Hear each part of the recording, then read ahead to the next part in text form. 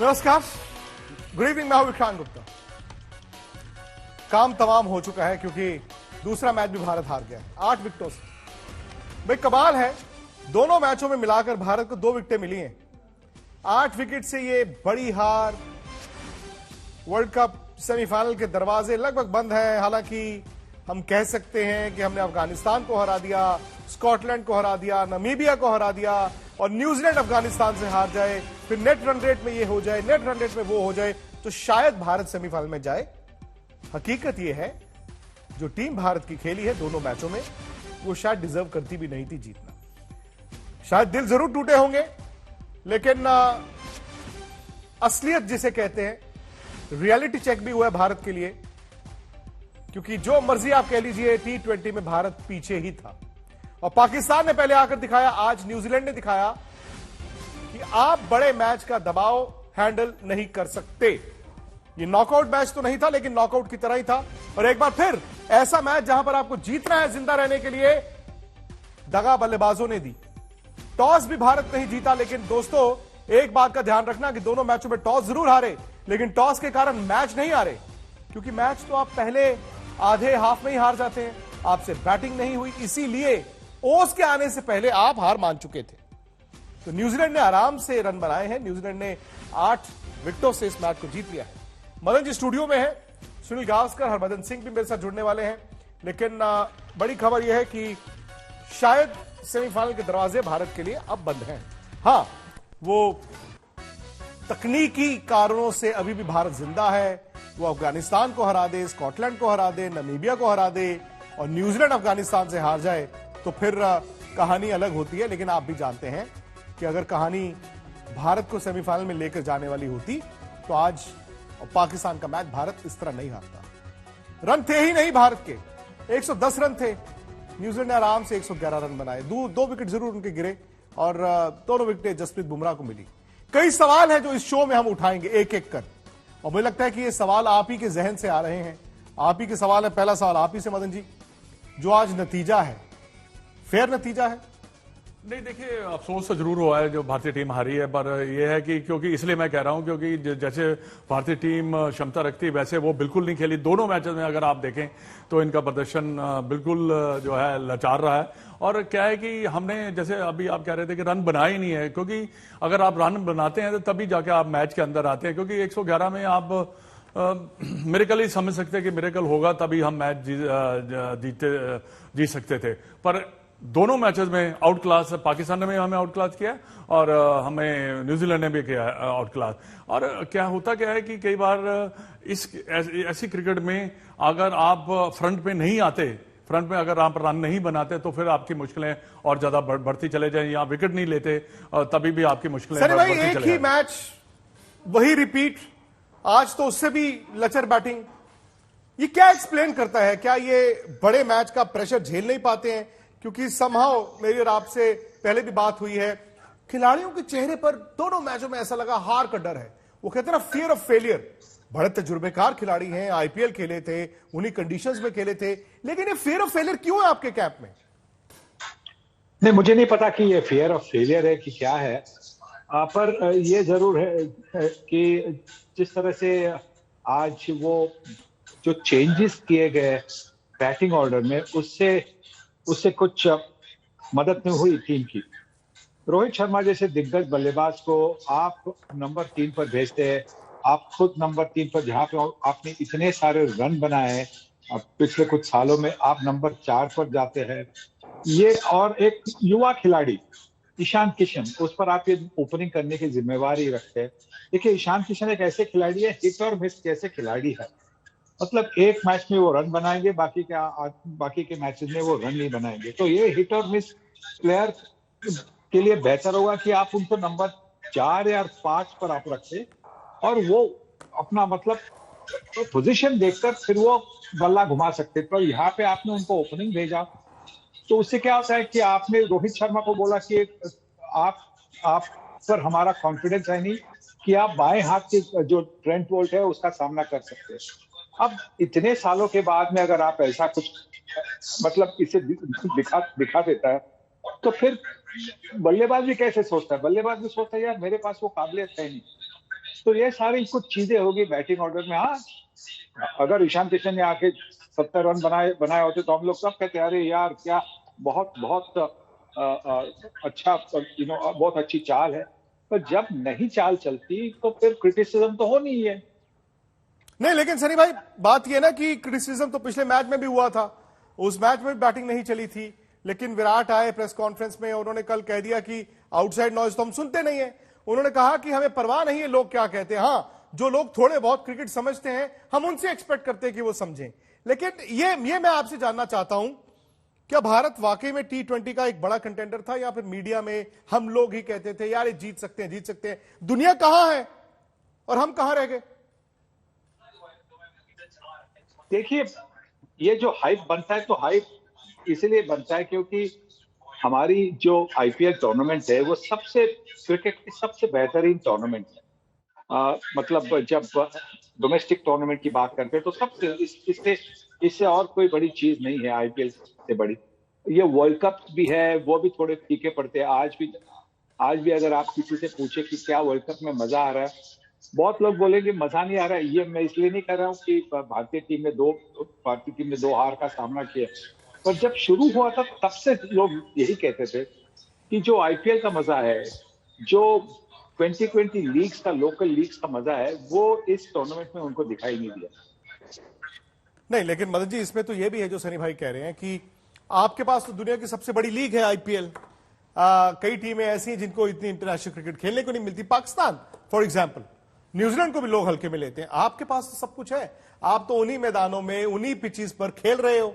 आप इतने बड़े हैं कि आप दुनिया की और लीग्स में जाके खेलते भी नहीं, आप इतने प्रोटेक्टिव हैं आईपीएल से। लेकिन 2007 के बाद ये तो 2021 खत्म हो गया, 14 साल हो गए। 14 साल में तो राम जी का वनवास भी खत्म हो गया था। ये हमारा वर्ल्ड कप T20 जीतने का वनवास कब खत्म होगा? नहीं, देखिए, एक तो है आईपीएल, इसमें कोई शक नहीं है कि इस दुनिया की सबसे बड़ी लीग है। क्या डिफरेंस जो है मैं समझता हूं कि इंटरनेशनल क्रिकेट और ये आईपीएल लीग किस लिहाज से है? लीग किस लिहाज से है? लिहाज मीन्स लिहाज मतलब कैसे हम कह रहे हैं कि दुनिया की सबसे बड़ी लीग है? पैसे के लिहाज से, प्लेयरों के लिहाज से जो जैसे सारे प्लेयर आते हैं। क्रिकेट भी लेकिन भारत ने क्या सीखा? क्योंकि देखिए, यंग टैलेंट जरूर मैं मानता हूं आया है, लेकिन क्या उस यंग टैलेंट को आप आगे फेंकते हैं? मेरा ये मानना है कि भारत अभी भी, मैं 2 साल से, मेरा ये मानना है, मैं शायद गलत हो सकता हूं सनी भाई और आप अगर करेक्ट करें, दुनिया T20 की तरह वनडे खेल रही है, आप वनडे की तरह अभी भी T20 खेल रहे हैं। आपने अभी भी नाम के साथ ही टीमें बनाई हैं, आपने परफॉर्मेंसेस के आधार पर टीमें नहीं बनाई। युजवेंद्र चहल आपके लेग स्पिनर, उनको आप यहां हिंदुस्तान में छोड़ गए। हार्दिक पांड्या पूरी तरह फिट नहीं है, फॉर्म में नहीं है, आप उनको भी कैरी करते रहे। कहीं ना कहीं आपको मानना पड़ेगा भारत उस गड्ढे में खुद गिरा है।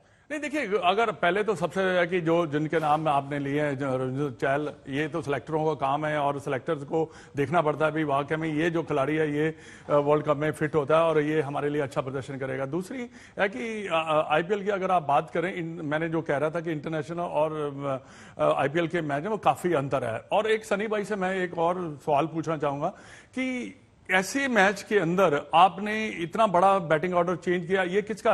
ये कैप्टन का रणनीति थी या टीम मैनेजमेंट की रणनीति थी? क्योंकि ये बड़ा सिंपल सा मैनेजमेंट से अलग थोड़ी है। मैं कह रहा हूं उस ड्रेसिंग रूम में ये और कैप्टन तो कह सकता के साथ हम महेंद्र सिंह धोनी को भी कह रहे थे कि मेंटोर भाई आए हैं, तो अब तो बस मिडास टच आ गया, मतलब जादू आ गया है उस ड्रेसिंग रूम में। अगर रवि शास्त्री है कोच, MS धोनी भी है मेंटोर, विराट कोहली कप्तान है, रोहित शर्मा वाइस कैप्टन, ये चारों ऐसे लोग हैं जो भारतीय क्रिकेट के पिलर्स हैं। नहीं, पिलर्स तो हैं, बट ये अगर कैप्टन सोचता है कि नहीं यार ये मेरा जो बैटिंग ऑर्डर मैंने चेंज नहीं करना, अगर उसका इसका मतलब है कि वो भी पार्ट ऑफ द ये डिसीजन था। कप्तान के बिना कैसे कप्तान? क्योंकि कई बार ऐसे डिसीजन कैप्टन को हार्ड लेने पड़ते हैं, ये सनी भाई को भी मालूम है कि कई बार ऐसे डिसीजन अगर इतने इंपॉर्टेंट मैच में आप रोहित शर्मा को पीछे फेंक देंगे तो ये भी एक बहुत बड़ा गलत डिसीजन रहा है इनका रहा है। क्योंकि आपका बेस्ट बैट्समैन तो ऊपर ही वो इतने दिनों से खेल रहा है, 2-3 साल से खेल रहा है ऊपर, आप सडनली नंबर 3, फिर सारा बैटिंग ऑर्डर आपका चेंज हुआ। और विराट खुद भी T20 में 4 नंबर पर नहीं खेल सकते दोस्तों। अब जो मर्जी कह लीजिए, नाम है, मुझे अभी भी याद है 2007 में सनी भाई जब भारत वर्ल्ड कप जीता था, वर्ल्ड T20 जीता था, MS धोनी यंग कप्तान थे, उस टीम में तेंदुलकर ने मना कर दिया था, फिर सौरव गांगुली, राहुल द्रविड़, अनिल कुंबले को नहीं लेकर गए थे, भारत जीत गया था। मैं यही सवाल आपसे जानना चाहता हूं कि ये नामों के आधार पर ही क्या टीमें चुनी जाती हैं? देखिए, फॉर्म के हिसाब से भी टीमें चुनी जाती है, और इसी की वजह से शायद चहल को मौका नहीं मिला, और राहुल चहर जिन्होंने श्रीलंका में अच्छी गेंदबाजी की थी उनको चुना गया। पर रेपुटेशन तो कैसे बनता है? रेपुटेशन फॉर्म से बनता है, और अगर आपका फॉर्म अच्छा हो तो फिर आप मतलब आप युवा खिलाड़ी हो तो आप कंसिडरेशन में आएंगे।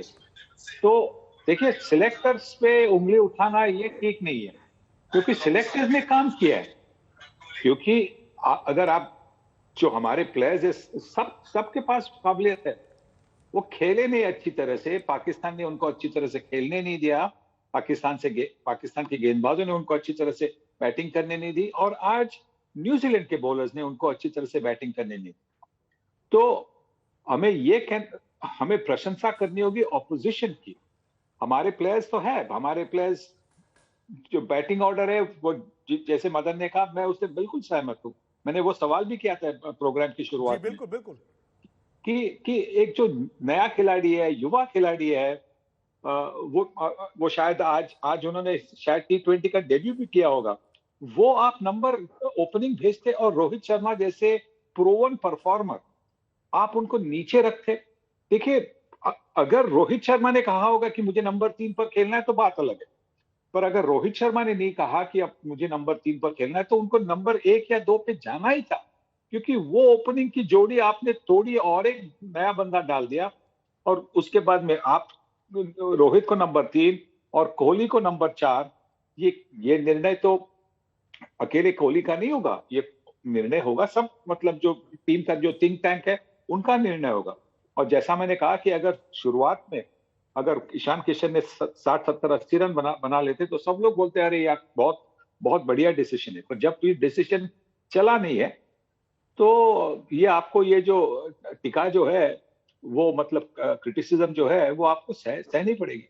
सनी भाई, मुझे याद है जब वर्ल्ड कप 2019 हुआ था, यही न्यूजीलैंड था, भारत 239 चेज कर रहा था और एमएस धोनी 7 नंबर पर बैटिंग करने आए थे। मतलब वही 4 शख्स, कप्तान विराट कोहली थे, रोहित शर्मा वाइस कैप्टन थे, रवि शास्त्री कोच थे, तब धोनी मेंटोर नहीं थे लेकिन सीनियर प्लेयर थे, यही 4 थे।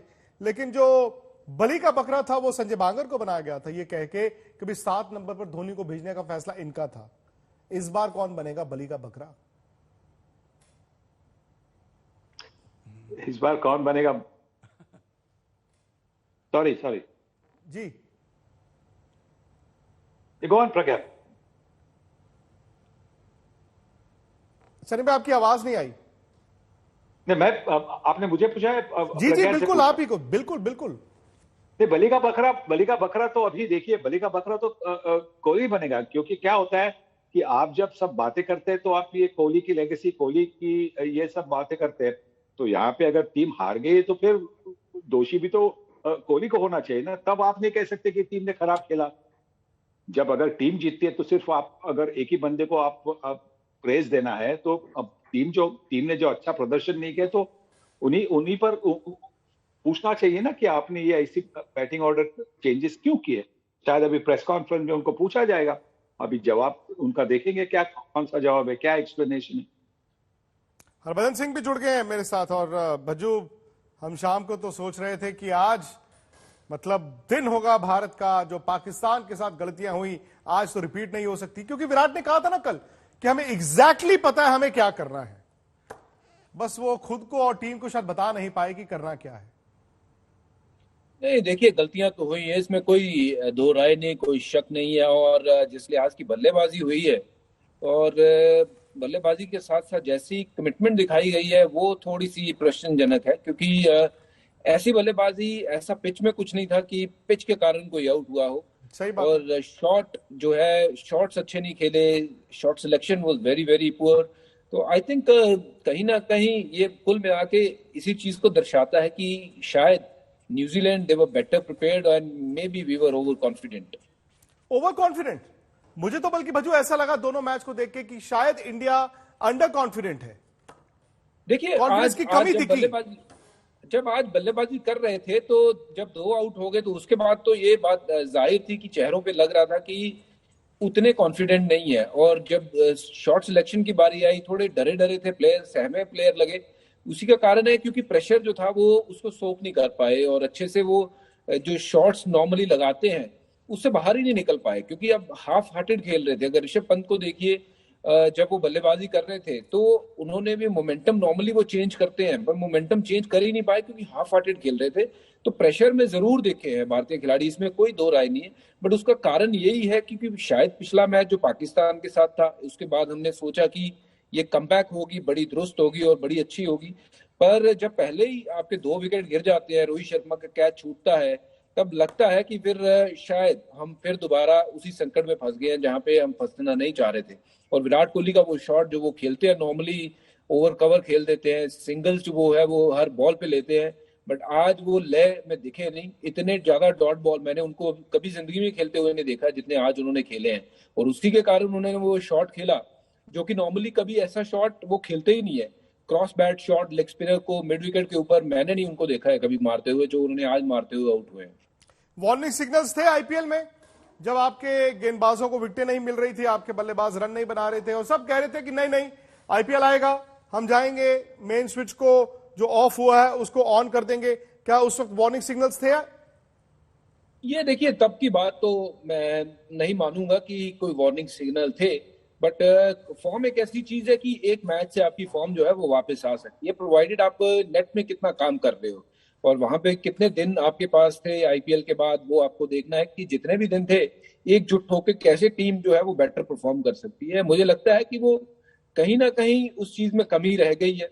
वो शायद कॉन्फिडेंस हो या ओवर कॉन्फिडेंस की बात करें, जो आज के मैच के पहले जो था वो कल की अगर प्रेस कॉन्फ्रेंस सुने तो उसमें शायद ऐसा लगा कि कॉन्फिडेंस की कोई कमी नहीं है, बट जब आज बल्लेबाजी करते हुए देखा भारतीय टीम को तो ऐसा लगा कि कॉन्फिडेंस की बहुत कमी है।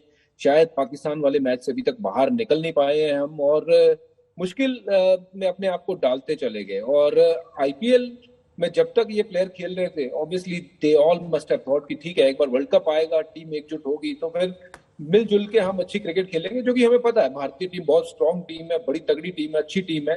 एंड पर कहीं ना कहीं बहुत बड़ी खामियां रहेंगी जिसके कारण कि हम ये 2 मैच जो इंपॉर्टेंट गेम्स थे वो हाथ से निकल गए। मैं आपको बता दूं, सनी भाई भी हैं, भज्जू भी हैं, मदन जी भी हैं और आप लोग भी हैं। विराट प्रेस कॉन्फ्रेंस में आए, उन्होंने बड़ी बात यह बोली कि हम बहादुरी से नहीं खेले। दूसरी बात उन्होंने कही कि हमारी बॉडी लैंग्वेज शुरू से ही खराब थी। तीसरी बात उन्होंने ये बोली कि शॉट्स खेलने में हमारे बल्लेबाज जो थे वो कॉन्फिडेंट नहीं थे। उम्मीदों का दबाव हमारे लिए बहाना नहीं है। न्यूजीलैंड हर लिहाज से बेहतर थी।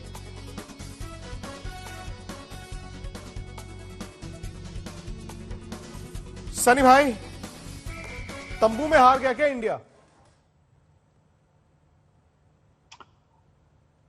हाँ भाई, देखिए ये काफी निराशाजनक है। ये रिजल्ट निराशाजनक है क्योंकि हमारी जो टीम है वो बहुत अच्छी टीम है और इस बार 2 मैचेस बुरी तरह से हार गई है, तो अब वापसी करना थोड़ा सा मुश्किल है। क्या अगर न्यूजीलैंड को अगर अफगानिस्तान ने हराया तो फिर एक नंबर 2 की पोजीशन के लिए शायद एक 3-वे टाई भी बन सकता है।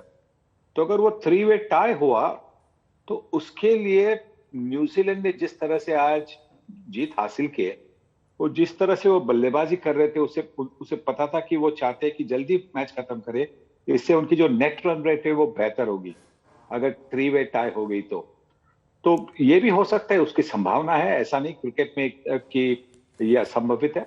ये संभावना है कि न्यूजीलैंड अफगानिस्तान से हारे और बाकी भारतीय टीम बाकी के जो 3 मैचेस है वो जीते, तो मतलब 3-3 विन्स पर न्यूजीलैंड और इंडिया हो सकती है।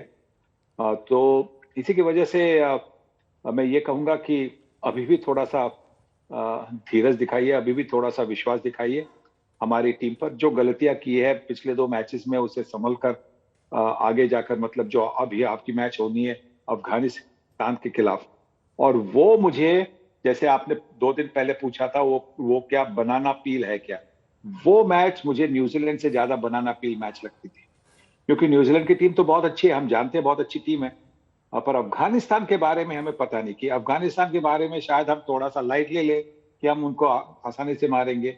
हमारा सर शायद हवा में होगा और नीचे जो पड़ी हुई जो बनाना पील है वो हम नहीं देखेंगे। तो ये एक थोड़ी सी कठिनाई थी, पर मुझे अभी इस हार के बाद में, आज न्यूजीलैंड के खिलाफ जो हार हुए उसके बाद में ऐसा नहीं लग रहा कि सर हवा में रखकर भारतीय टीम अफगानिस्तान के खिलाफ खेलेगी। वो तो जहां लगाकर खेलेगी, क्योंकि बड़ी जीत हासिल करना बड़ा इंपॉर्टेंट है अफगानिस्तान के खिलाफ। बजू, मैं आपसे जानना चाहता हूं, क्योंकि आप 2007 वर्ल्ड T20 की उस टीम के हिस्सा थे। MS धोनी यंग कप्तान, यंग प्लेयर्स, सीनियर प्लेयर्स नहीं थे, और टीम ने क्या जबरदस्त परफॉर्म किया था।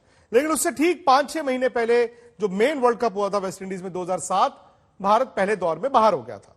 मैं अभी भी सनी भाई के साथ खड़ा हूं। अगर वो कहते हैं कि उम्मीद रखनी चाहिए, मैं इनकी बात मानता हूं, लेकिन उस वर्ल्ड कप में जो हार हुई थी, वेस्ट इंडीज वाले वर्ल्ड कप में हार हुई थी, तब ये बातें आई थी। और आप चूंकि खुद उस ड्रेसिंग रूम में थे कि ड्रेसिंग रूम थोड़ा बटा हुआ था, कोच, कप्तान, काफी कुछ चल रहा था। क्या मैं ये कह सकता हूं कि भारत की टीम भी इस वर्ल्ड कप में डिस्ट्रैक्टेड थी? देखिए, कुछ आपको ऐसा लगा जो आपको अलग दिखा हो? नहीं, मुझे देखिए ऐसा दिखने में तो कुछ नहीं लगा कि टीम किसी तरीके से ड्रेसिंग रूम के माहौल के कारण डिस्ट्रैक्टेड थी। ये जरूर है कि टीम अपनी पोटेंशियल पे अभी तक खेली नहीं, और सनी भाई जो कह रहे हैं कि आगे 3 मैचेस हैं, पर हम अब दूसरों के ऊपर डिपेंडेंट हो गए हैं कि दूसरे जो क्रिकेटर्स हैं या दूसरी टीमें हैं वो कैसी क्रिकेट खेलेंगे। ये हमें मानना होगा कि हम उतनी अच्छी क्रिकेट नहीं खेल रहे हैं। अगर हम ऑन पेपर्स देखेंगे तो हमारी टीम जो है वो बहुत स्ट्रांग टीम है और लगता है कि किसी भी टीम को मात दे सकती है।